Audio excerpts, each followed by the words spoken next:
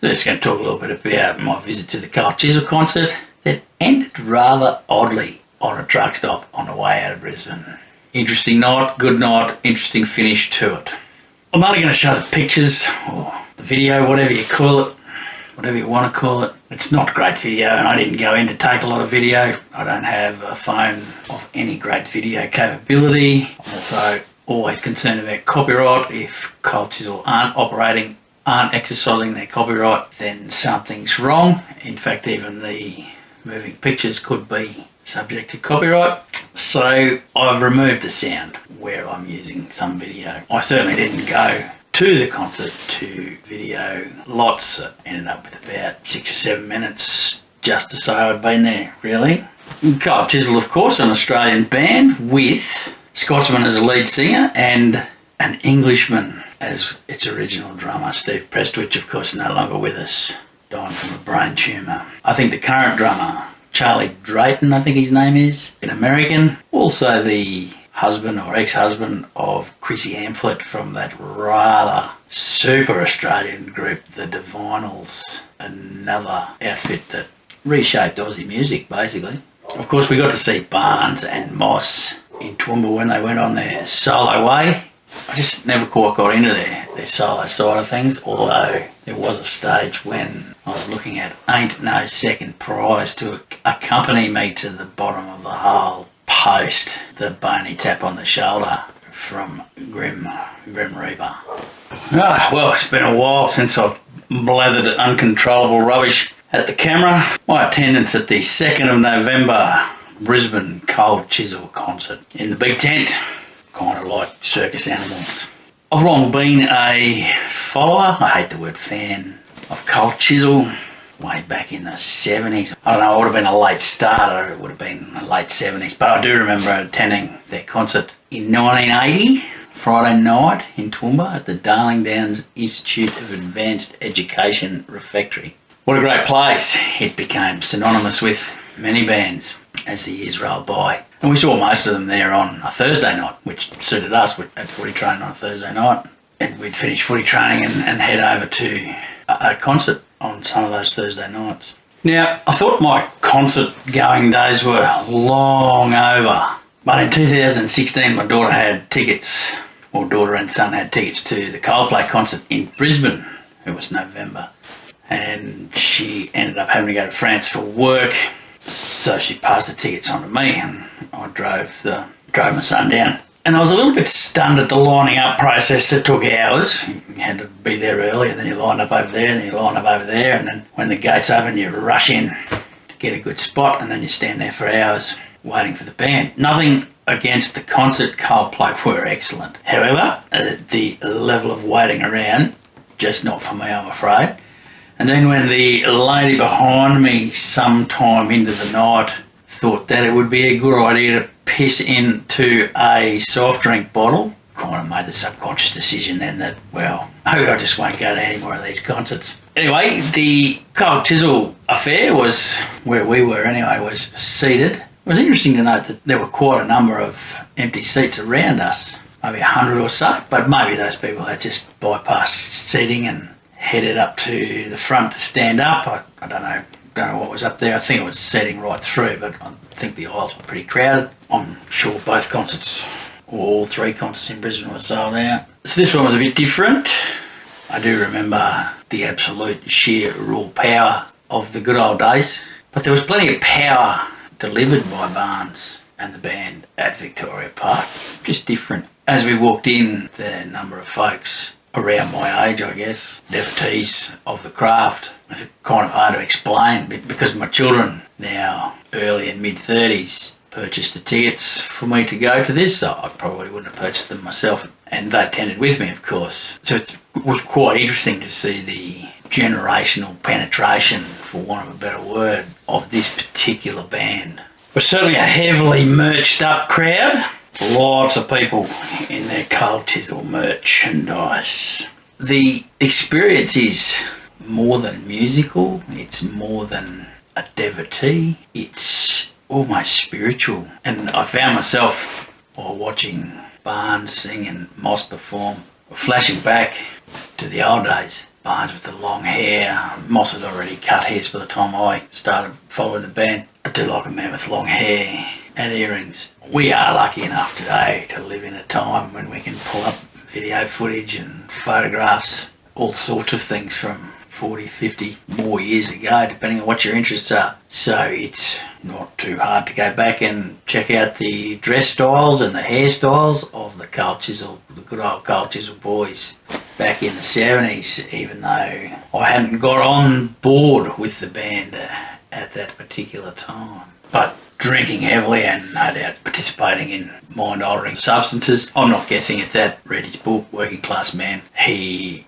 puts it all on paper that he was out of control, basically. Still didn't make them any less of a band. So I'm flashing between 40 years ago and today. I do believe, and it's only my opinion, that Barnes's voice has changed, and I guess we all change as we get old. As we near that tap from the bony hand of the Reaper, lots of bits change. He seemed to have a smoother voice in years gone by, and now he seems to be working pretty hard to punch the loudness out. But again, doesn't make it any different. The stories that they tell still resonate with so many.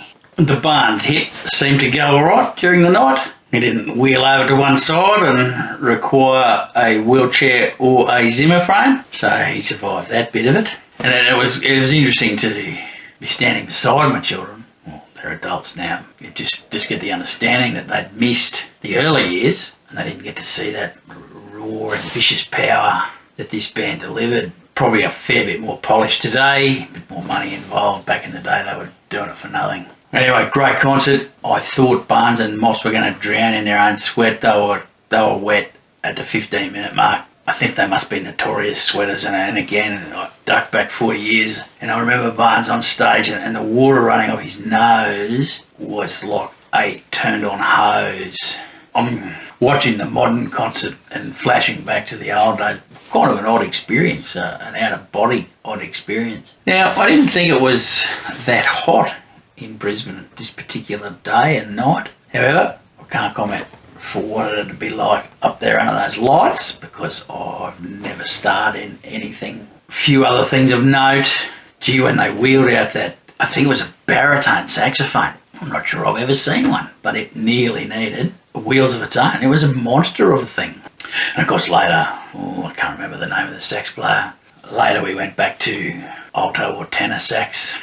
My use of the term alto or tenor sax, I'm not sure if that's what they're called. I think I've heard that, so I could be completely wrong there. Because I'm sure everybody knows that Don Walker was probably one of the driving forces behind the band, and I note that his equipment has gone up from a dirty old piano to, he was punching away on 3 or 4 keyboards there, 3 keyboards. Ian Moss, of course, is, in my opinion, a master on the guitar with a pretty good voice. But one chap that rarely gets mentioned is David Blight on harmonica. Man, oh man, does he just add something to what these guys do. Love the harmonica with David Blight punching it out, particularly during Kaysan, Bow River. Kaysan was earlier in the night than I probably would have played it, but I wasn't organising it, and I don't know who was, but they know what they're doing. I'd probably always finish with Kaysan, it'd be one of my favourites. So my preferred version of Kaysan is not played that often. I like the heavy duty upbeat one, and I think it appears on the Last Stand concert. Most versions, or the most common version, seems to be the slower version. But of course, Goodbye Astrid's also a pretty punchy one to finish with. And of course, poor old Phil Small just quietly goes about his business on that bass guitar. Doesn't get much of a mention, but an integral part of the band, obviously. On the way in, noted some incredibly well-built Pacific Islander gentlemen on security. Chaps that looked like they could bench press 150 kilos and fight like there was no tomorrow. But they wouldn't be allowed to fight like there was no tomorrow today. We've got lots of stories about bouncers. Let's get away from security. Bouncers. Some really tough looking guys, which is good. And strangely enough, a few people got kicked out. And I can't understand why. There was no inciting of violence. It was just everyone having a good time. And here to tell you, if old Barnesy had expired, they didn't really need him. He added a bit of punch and a bit of power, but the singing of the crowd was huge. Everybody was just singing their lungs out.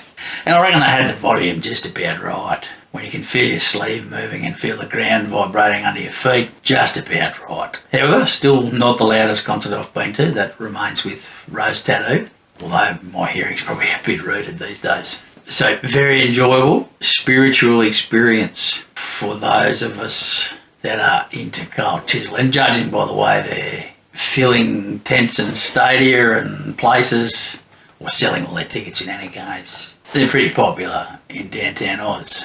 Now, don't mind old Taxi Perkins and the Cruel Sea either. That was a pretty good start up to it, as was the young lady who sang first. In some of their concerts in the south, they're teaming up with Icehouse, and we were also lucky enough to see them here in Toowoomba, I think in 1983, and that was a Saturday night, so to have a band in Toowoomba on a Saturday night was fairly different. While the Cruel Sea were great, Icehouse possibly at another level, don't know, depends on what you like and what you want to see, I suppose. I am wearing my Cold Chisel t-shirt, and I didn't purchase it at the concert.